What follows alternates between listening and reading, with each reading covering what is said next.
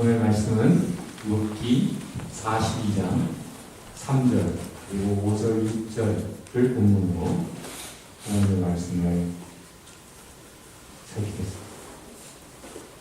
우리 함께 3절 먼저 같이 읽어볼까요? 잘 알지도 못하면서 감히 주님의 뜻을 그려놓으려 하는 자가 바로 저입니다.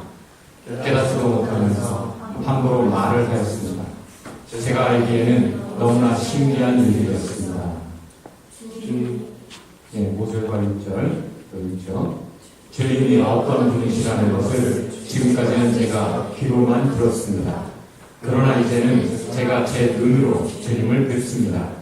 그러므로 저는 제 주장을 거두어드리고 깃들과 잿더미 위에 앉아서 회개합니다.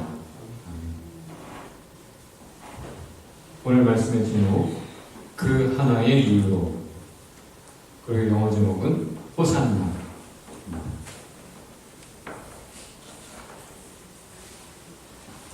수염이 있다는 이유 하나만으로 참 지저분해 보이죠?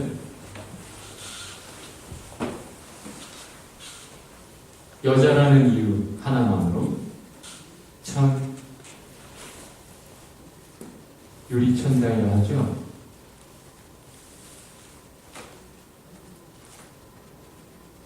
못생겼다는 이유 하나만, 키가 작다는 이유 하나만, 학벌이 대단하지 않다는 이유 하나만, 지방대학 출신이라는 이유 하나만으로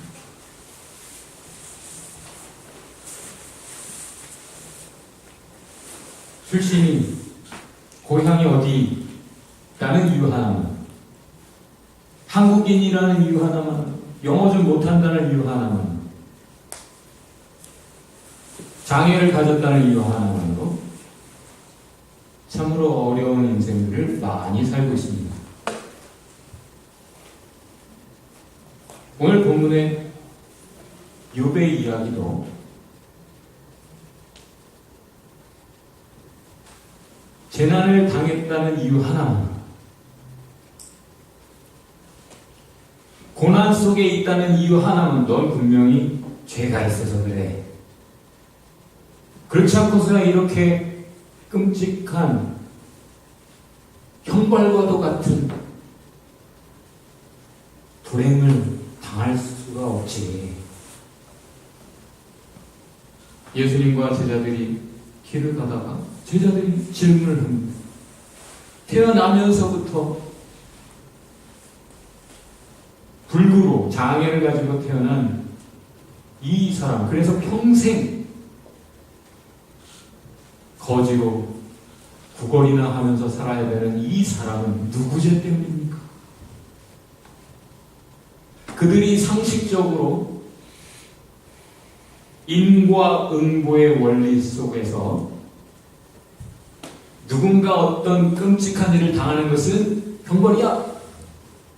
죄 때문이야. 뭐가 잘못한 게 있어서 그래. 라고 하는 이해 속에서 살았지만 그것만 가지고는 분명히 풀리지 않는, 그것이 인생입니다. 그래서 제자들도 예수님, 태어나면서부터 그랬다면 이 사람의 죄일 수는 없잖아요. 그럼 부모의 죄입니까? 라고 말했어요. 예수님의 대답은 넌 몰라. 의역을 하면 그거예요. 너희들은 몰라. 안다고 떠들고 있지만 사실은 모르고 있는 거야. 너희들은 아는 듯 몰라. 하나님의 뜻이 있어.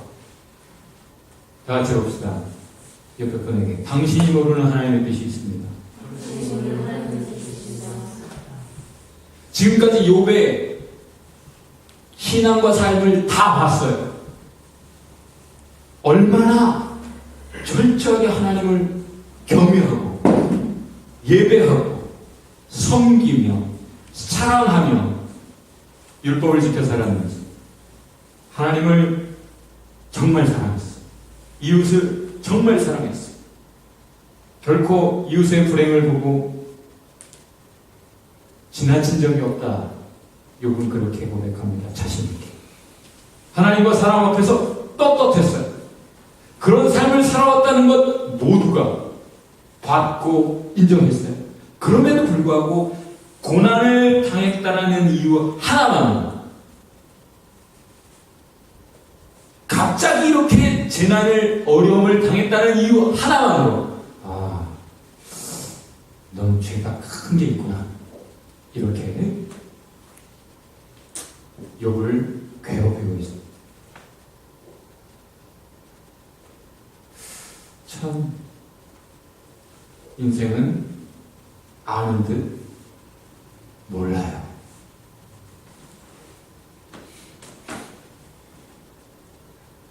알고 있는 것을 얘기하지만 그것을 말하는 순간 또 모르는 소리를 하고 있는 거야. 하나만 알고 둘을 모르는 사람은 분명 헛소리를 하고 있는 거예요. 이 경우는 그 경우가 아니기 때문에 지금 예수님은 그 얘기를 하고 있는 게 아니고 이 얘기를 하고 있는데 왜 엉뚱하게 그 얘기를 또 하고 있느냐고. 예수님은 너희가 잘못 알고 있는 그것 말고 하나님이 본래 말씀하셨던 그것, 진정한 메시아가 무엇인지, 누구인지, 어떤 일을 해야 되는 것인지 얘기하고 있는데, 당신이 메시아라면 하면서 메시아를 아는 듯 요구하고 있지만 아는 듯 몰라서 귀 기울일 줄도 모르고 이해도 못하니까 예수님이 뭐 헛소리 하고 있어. 나 예수 싫어. 등 돌리고 가버렸지. 아는 듯 욥에 대해서, 욥의 고난에 대해서, 욥의 인생에 대해서, 욥의 신앙에 대해서 왈가왈부 아주 괴롭게 세 친구가 회의를 해요. 그 먼 길 와서 그 고통을 위로하려고 와서 함께 땅바닥에 주저앉아 울던 그 친구들이 7일이 지나자 그 짓을 합니다. 진정 우리는 아는 듯 모르는 인생이에요. 그렇다면 침묵할 줄 알아야 되고 더 알려고 하는 열정을 놓치지 말아야죠. 이 세상에 억울한 고난이 있습니까? 없습니까? 억울한 고통이 있습니까? 없습니까? 많습니다. 하나님 너무하시네. 하나님 살아계시긴 한 거야? 왜 이런 억울한 고난, 고통을 왜 그냥 내버려 두시나? 왜죠?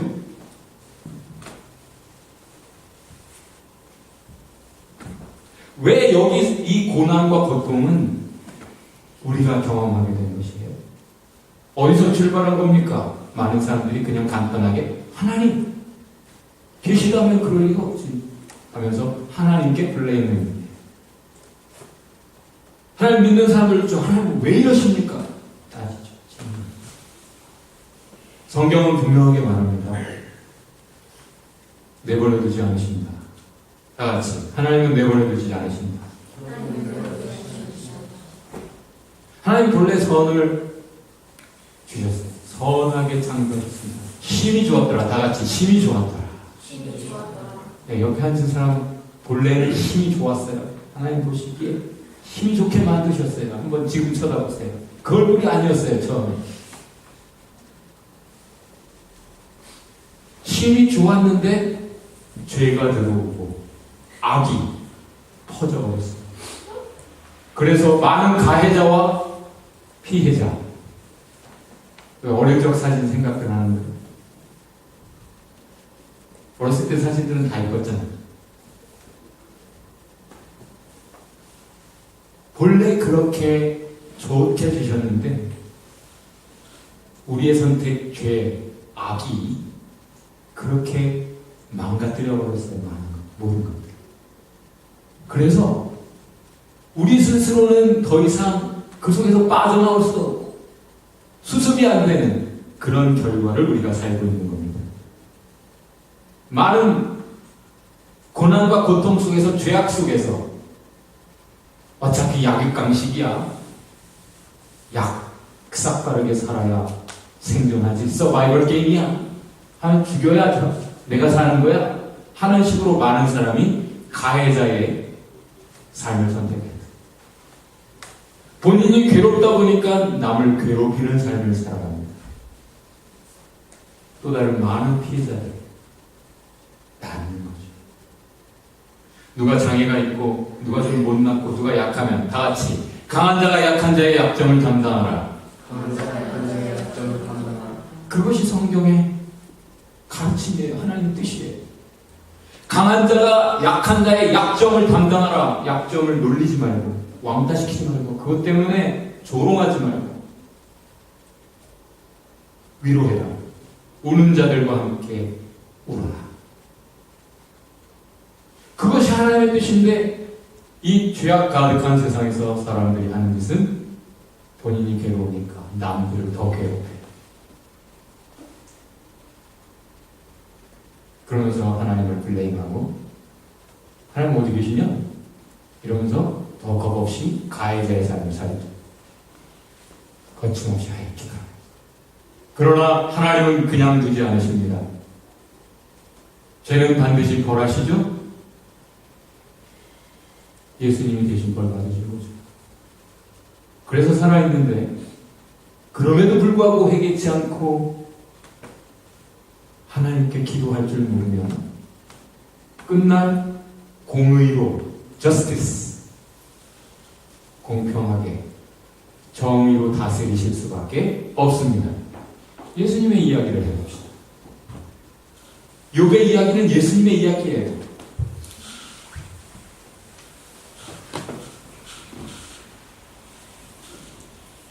디절브하지 않은 고난, 고통 누가 당하셨습니까? 예수님 당하셨어요. 재난을 당했다는 이유 하나만으로 친구들에게조차 저 뒤에 고백을 보면 사람 취급도 못 받고 살아가던 사람들조차 욥을 멸시했다. 전에는 많은 사람들이 모여있다가 욥이 딱 나타나면 다 비켜서고 입을 닫았어요. 그 앞에서 번데기 앞에 주름 잡을 수 없고 공자 앞에 문자 쓸 수 없잖아요. 다 잠잠해졌더라. 비켜서고 잠잠해지던 사람들이 그 큰 모임에서 리더들이 그렇게 욥에게 배운 예를 갖췄었는데 지금은 outcast, excommunication, 사회에서 축출당했던 그 사람들조차 욥을 멸시했더라. 재난을 당했다는 것 하나만으로 그렇게 말했는데 예수님도 멸시를 당하셨습니다. 우리 다 같이 한번 이사야서의 증언을 한번 읽어보도록 합시다. 그는 주님 앞에서 마치 연한 순과 같이 마른 땅에서 나온 싹과 같이 자라서 그에게는 고운 모양도 없고 훌륭한 풍채도 없으니 우리가 보기에 흠모할 만한 아름다운 모습이 없다. 그는 사람들에게 멸시를 받고 버림을 받고 고통을 많이 겪었다. 그는 언제나 병을 앓고 있었다. 사람들이 그에게서 얼굴을 돌렸고 그가 멸시를 받으니 우리도 덩달아 그를 귀하게 여기지 않았다. 과거에는 가난하던 시절에는 대부분 다 삐쩍말라고 그래서 다 복근이 그냥 만들지 않아도 나와 있고 부자들이 피둥피둥 살이 쪄서 보기 좋게 윤기가 흐르는 세상을 살았었습니다. 70년대만 해도. 그런데 지금은 부자들은 유기농 좋은 거 먹고 건강관리 잘해서 날씬하죠. 가난한 사람들은 마른 목골에 사는 사람. 여러분, 예수님은 멸시를 당하셨습니다. 왜죠? 가난한 목수의 아들로 나사렛에서 조합구석에서 목수의 삶을, 카펜터의 삶을 살았어요. 블루칼라. 제대로 먹었겠습니까? 키가 컸을까요? 보면 흠모할 만한 아름다운 모습이 전혀 없었다.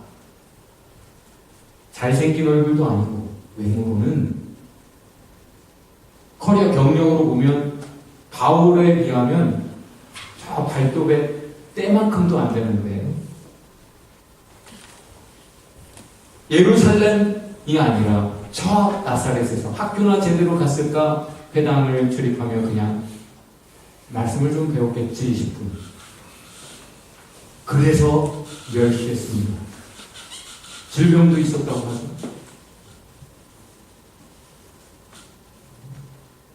그럼에도 불구하고 예수님을 알아본 사람들은 보통 해안을 가진 것 아니죠. 다른 건 하나님 보여주신 뭔가 something 본 것 같습니다. 그래서 모두가 예수를 멸시했어요. 그런데 그들이 갑자기 호산나 찬송을 합니다. 오늘 파업선데이 종료주일 바로 이날 예수님 죽겠다고 가시는데 이제 십자가 지러 드디어 예루살렘으로 올라가시는데 예루살렘으로 가시니까 드디어 우리의 소원대로 로마의 압제로부터 우리를 구원해주려나? 드디어 정치적인 메시아의 일을 우리가 하도 성화 부리니까 못 이기는 척 우리의 기도에 응답해 주시려나? 기대하며 당신 왕 맞습니다. 호산나 구원해 주소서. 이제 구원하소서. 예, 왕입니다. 당신 왕이에요. 호산나 in the highest.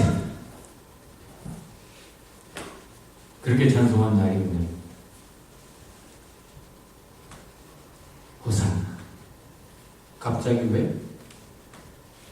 하나예요. 오직 그 하나예요. 지금 삶이 너무 힘듭니다. 로마의 압제에서 삶이 너무 힘들어요. 당신이 구원해 줄 수 있다면 그 하나만의 이유로 오케이, 당신을 왕으로 대접하겠어. 그렇게 아는 듯 몰라서 예수님 죽으러 가시는데 이스라엘 민족만, 유대인 민족만이 아니라 온 인류를 죄에서 구원하려고 십자가 지려고 죽으려고 올라가시는데 사람들은 오늘 호산나, 예, 주님 우리를 구원해 주옵소서. 그렇게 찬송하는 겁니다. 그런데 기꺼이 주님은 그들을 위해 죽으십니다. 그들의 소원대로 그들을 구원하십니다. 우리를 구원하셨습니다. 이유는 사랑 때문에. 우리의 고통을 그냥 내버려 두실 수 없는 자신의 성품 때문에. 오직 그 하나의 이유로 주님이 십자가에서 우리 대신 죽으셨습니다. 십자가를 못 박혔고 침뱉음 당했고 매를 맞았고 멸시를 당했고 조롱을 받았고 우리가 받아야 될 모든 것 그것을 대신 받으신 거죠. 53장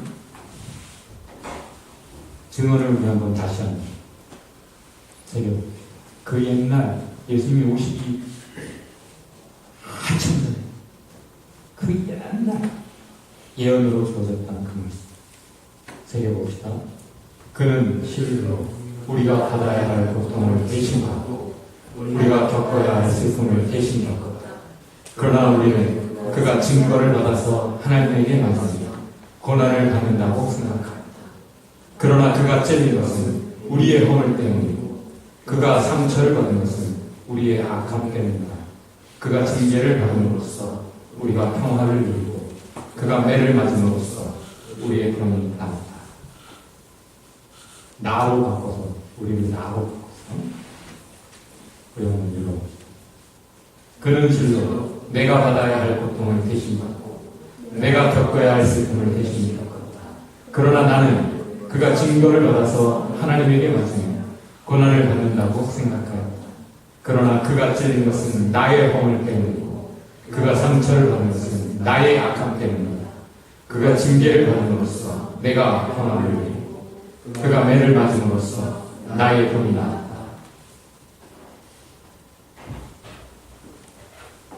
고난, 왜 우리에게 주어지는 것? 고난, 예수에게 왜 주어진 것입니까? 고난, 목적이 무엇입니까? 시편 119편 71절의 말씀을 드립니다. 고난을 당하는 내게는 오히려 유익하게 되었습니다. 그 고난 때문에 나는 주님의 윤례를 들었습니다. 고난에는 목적이 있습니다. 무엇보다 깨달음을 줍니다. 욥의 고난에서도 욥은 깨달았습니다. 무엇을 깨닫습니까? 이게 하나님의 법칙이구나. 하나님의 진리, 그리고 하나님의 사랑입니다. 그래서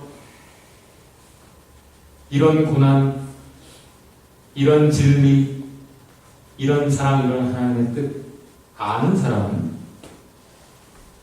예수님처럼 고난을 택하고요, 예수님처럼 이런 약속을 가지게 됩니다.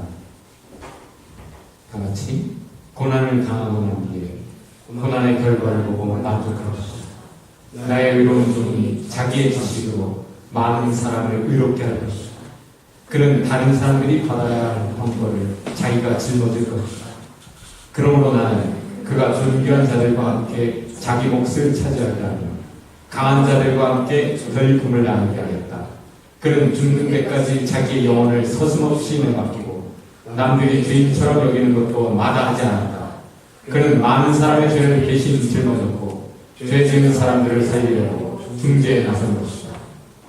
하나님의 방식입니다. 고난을 알아, 진리를 알아, 사랑을 알아, 십자가를 선택하는 예수님 같은 사람, 그들에게 주신 약속입니다. 고난은 깨달음을 주고 회개케 합니다.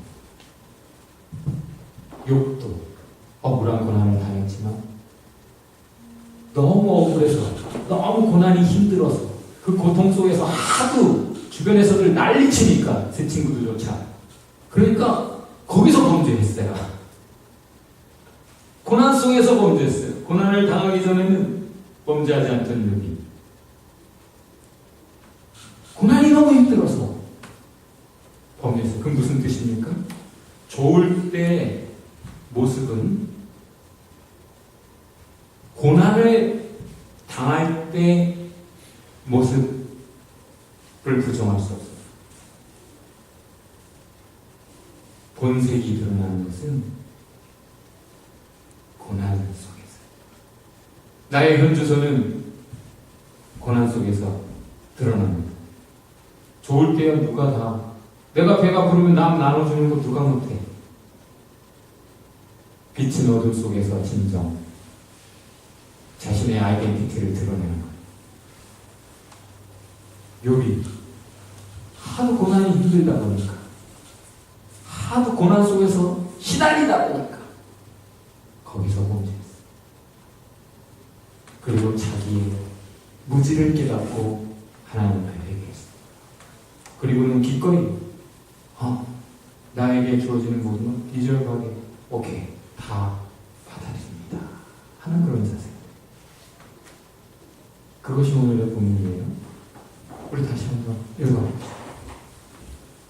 잘 알지도 못하면서 감히 주님의 뜻을 흘려놓으려 한 자가 바로 저입니다.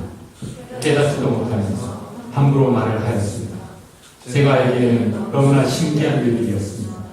주님이 어떤 분이시라는 것을 지금까지는 제가 귀로만 들었습니다. 그러나 이제는 제가 제 눈으로 주님을 뵙습니다.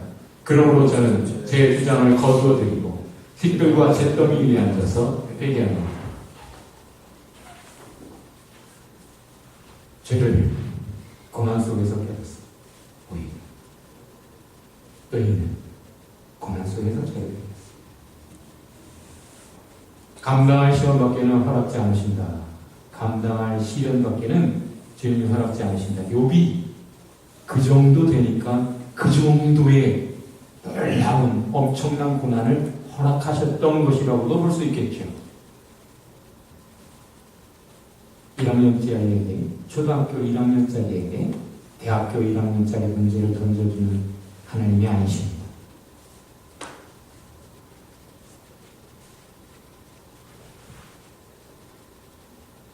고난을 당하는 사람의 유익을 위해 사랑하셔서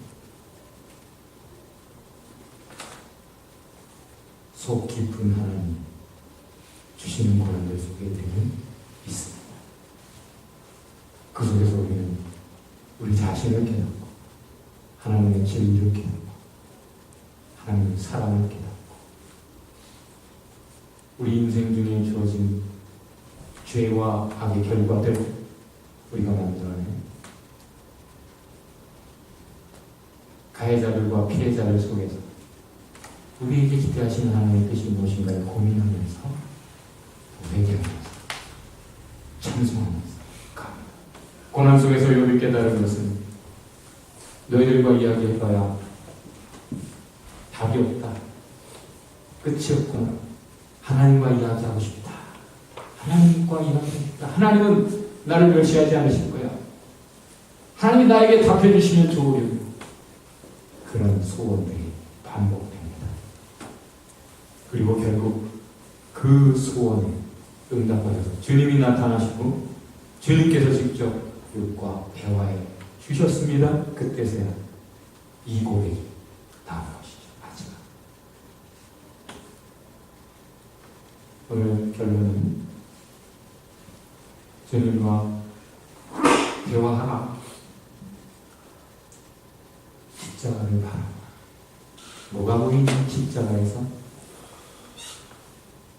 십자가를 보면 뭐가 보여요? 네가 보이니? 내 고통이 보이니? 비절도 하지 않아. 의로운 욥이 고난당했다고? 아니, 의로운 내가 사랑 때문에 너희 대신 고난당한 거, 고통당한 거, 극심한 그게 보이니? 내 사랑이 보이니?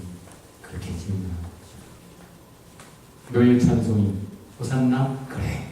그래 잘 알지도 못하고 부족한 가운데 찬송할지라도 그래 너희의 소원을 내가 너희를 구하라. 기도합시다.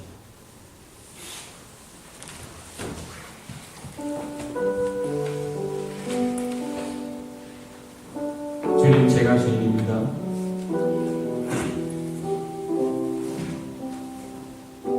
오직 주님과 더욱 대화하고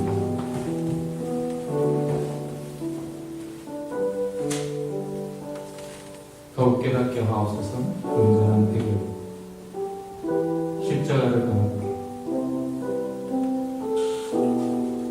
십자가를 선택하는 진정한 신앙을 되게 하옵소서.